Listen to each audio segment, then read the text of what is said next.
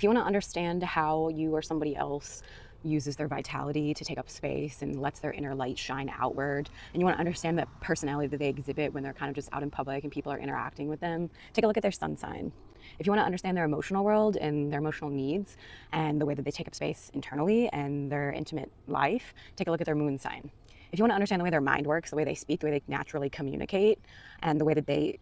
express what's in the mind through the fingers, through the hands, you're going to want to take a look at their Mercury placement. If you want to understand where somebody feels best receiving love and how they use all of their senses to sort of take in the world around them and experience the world of pleasure through all of those senses. And if you want to understand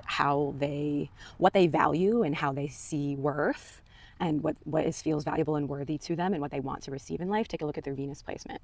If you want to understand how they give love naturally and how they're going to take action naturally, how they express your expression or your aggression and your passions, if you want to understand the way that is channeled into something that you build and the way that you act on it in the world, take a look at the Mars placement. Want to understand how somebody naturally receives abundance and the way that they feel comfortable expanding and growing and taking up more space, and you want to understand how they naturally magnetize and pull things towards them, what area of life this needs to happen in for them to feel comfortable keeping an expansion going, take a look at the Jupiter placement. If you want to understand what sort of structure somebody needs, what sort of discipline someone needs in their life to take action and build a legacy and build something that is sustainable, take a look at their Saturn placement.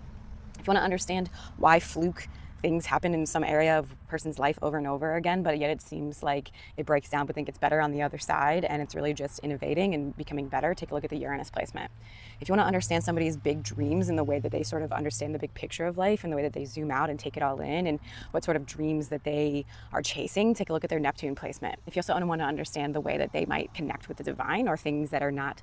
physical, that's Neptune. If you want to understand how somebody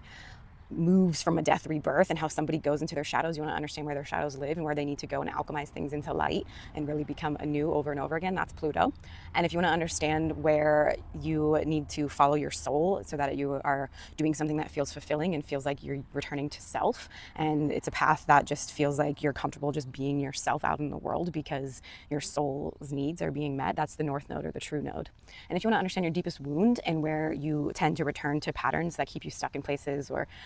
even just sort of keep you limited from believing that something can be different, this is your deepest wound, your first wound, and the wound that sort of shows up in every space or in this particular space of your life over and over again in every chapter, that's Chiron. So this is a really quick synopsis of these planets and what they mean. I do have some guides and videos on my website to help you understand it a little bit more. You can also book a reading with me through my website if you want to take a look at how these all synthesize together for you personally.